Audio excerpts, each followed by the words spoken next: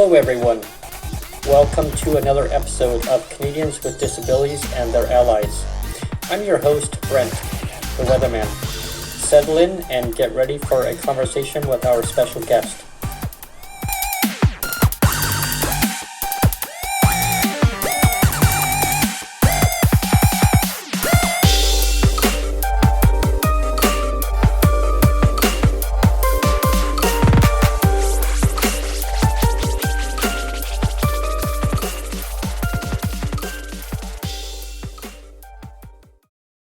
Thank you very much, Peter. This is a great pleasure having you on my show this evening.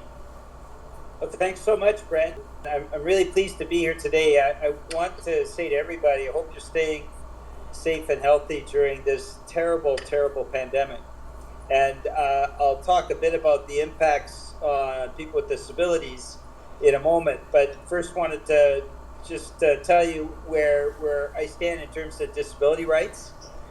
Before I was elected to Parliament, I was the executive director for the Western Institute for the Deaf and Hard of Hearing, and so worked with deaf and hard of hearing people right across BC. We offered services right across British Columbia, and worked with other groups that were strong advocates for disability rights, including the Canadian National Institute for the Blind, the BC Paraplegic Association, Coast Mental Health, and a wide variety of others. And we put together the Disability Employment Network, which basically created a space for people with disabilities to actually get into the job market. We know the obstacles for people with disabilities and the intent, and we were very successful in that. Was to actually give that bridge so people with disabilities could get the jobs that they wanted to get and provide those supports, whether it was providing extra supports so that the workplace could be accessible, or making sure that there were sign language interpreters so that a deaf employee could actually get the training that they needed for that job. And all of that started before I was elected to Parliament. So let's talk a bit about COVID. What we've seen under COVID is it's been an absolute catastrophe for people with disabilities. My wife and I grow food for the local food banks in New Westminster and Burnaby. And we harvested a couple of tons of squash this year. I distribute that at the food banks, and I've seen longer lineups than we've ever seen before.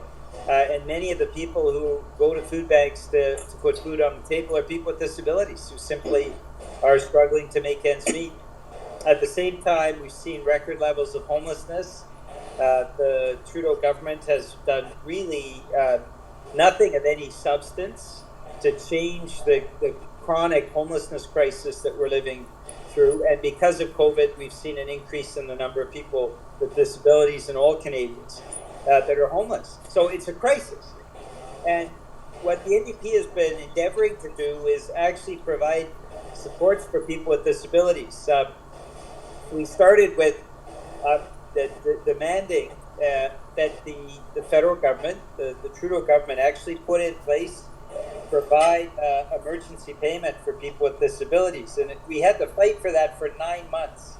Now, you contrast that with the Trudeau government's support for the banking sector. They gave $750 billion in the blink of an eye in 4 days to providing, to basically underpinning the profits of Canada's big banks. And Canada's banks have profited enormously through this crisis. But they were reluctant to provide the emergency supports for people with disabilities. And that is why we've been pushing so hard for a guaranteed livable basic income. We have Leah Gazan, who's been the champion of that, both in the last Parliament and in this Parliament. I rose in the House last month on the International Day for People with Disabilities to move a motion that the government proceed without delay to providing supports through a guaranteed livable basic income for all people with disabilities. Liberals refused that motion.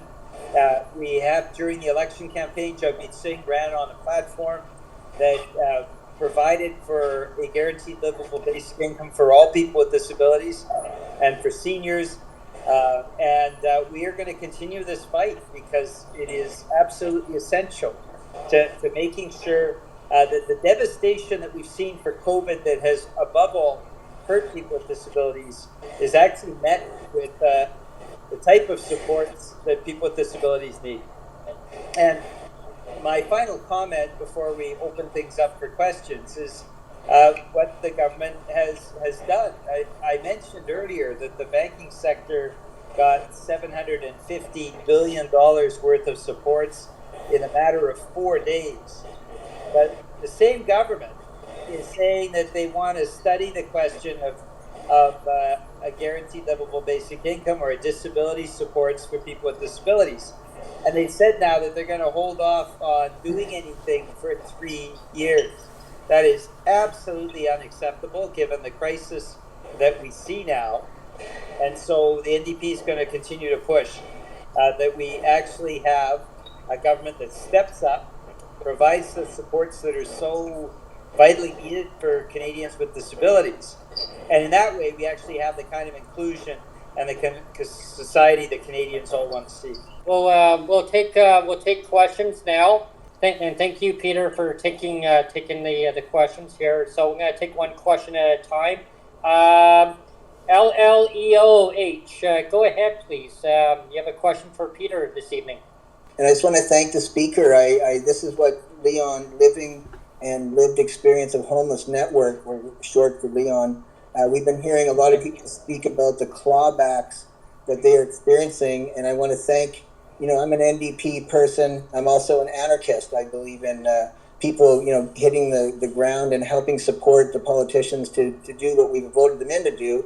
And so that's why we're having the housing rallies, and we're non-violent, non-confrontational, just having, a bit of a security culture because we've been attacked of late by sort of pro-Trump people. I just want to say that because it was important today, and I really thank you for bringing up that the federal NDP and a bunch of us, fought, and Singh really was awesome on that with the curb, getting us assistance, and now the Liberals are clawing back. I just want to ask, thank you that you're bringing up universal basic income, and it's twofold question, how can we mobilize more, and maybe it's somehow the NDP federally need to help get more public word out about this is what Singh is fighting for right now. Liberals are clawing back. Not everybody's hearing that for some reason, and I'm not sure. I'm just going to put that to you. How can we help inform people more, kind of like what we're doing here, and how can the NDP help get the UBI? It seems like that's what we need to rally around. Well, thanks for your work in fighting back against homelessness, and thanks for your question. Leah Gazan, who is the Member of Parliament for Winnipeg Centre, she's got a great website for her bill, C223. It's a national framework for a guaranteed livable basic income. And it'll be coming forward in Parliament this year, in the next few months, right? So members of Parliament will be called upon to vote on this. And so this is a real opportunity for people in the disability community, right across the disability spectrum, to make their MPs aware that they are supporting a guaranteed livable basic income.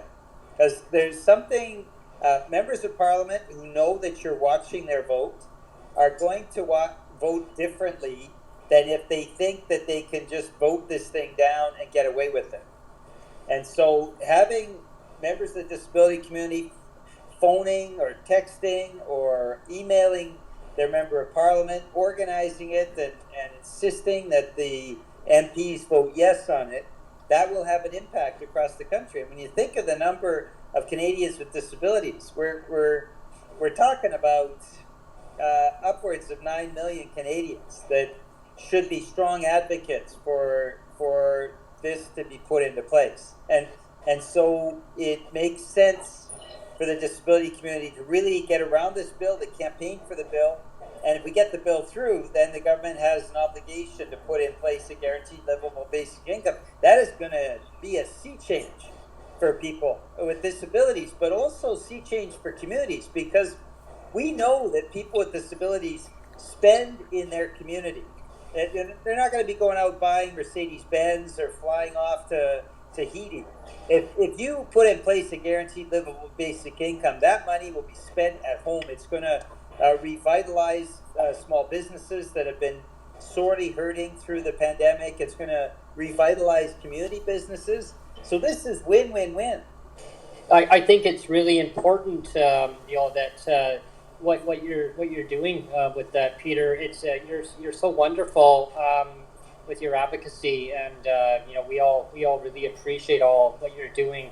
What Lee Kazan is doing too. I mean, when she was on my show, she nailed it really good, and you're a rock star, and I really appreciate everything that you're doing. We've got to change things in this country. We've got to start providing for an inclusive society, and the Parliamentary Budgetary Officer said very clearly that a GLBI is something that is very fiscally sustainable. I know, in addition to the $750 billion that went to the banks, the Parliamentary Budgetary Officer also says we spend over $25 billion a year in overseas tax havens. These are wealthy people that take their income offshore and they escape $25 billion of taxes that should really go to things like a GLBI for people with disabilities. So this is definitely within the ability of this country to do. We've got to stop spending, hemorrhaging $25 billion a year in overseas tax havens, and spend a fraction of that to make sure that we have a guaranteed livable basic income for every person with a disability in this country. At the beginning of the show, I talked about the fact that we've been pushing for a guaranteed livable basic income.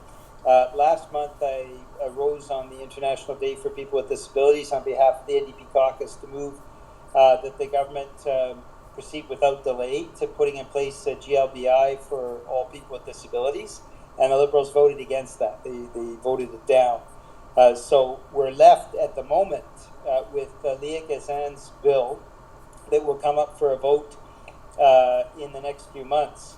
And the government saying that it wants to spend the next 3 years looking at the disability benefit. And hopefully they'll come up with something. I think it's a charade because the 3 years would take them past the next election. So I think they want to try to pretend that they're doing something like they've done with pharmacare and like they've done in so many other areas without actually doing anything.